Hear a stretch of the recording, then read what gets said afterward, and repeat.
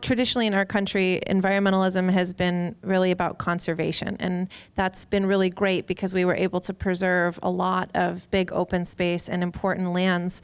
But I think that it's time for us to talk and really discuss a new paradigm where people and animals are actively on the land. And some of the folks that I work for up in Marin, the co-founders of the Marin Carbon Project, they initially kicked all the cows off their land. They evicted the rancher when they bought the property, and they said, we're going to turn it back into wilderness. You know, our 300 acres of Marin is going to go back to wilderness.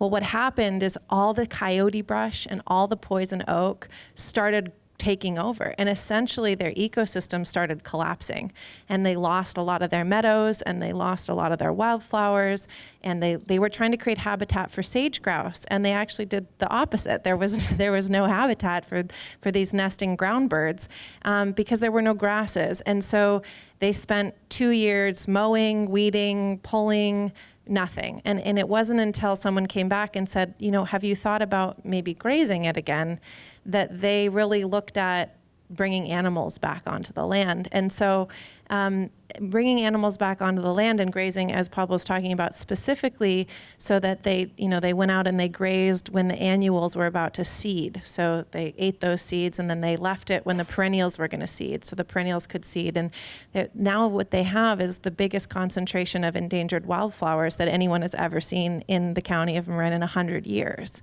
So that grazing system has actually helped restore many of the other functions of that land.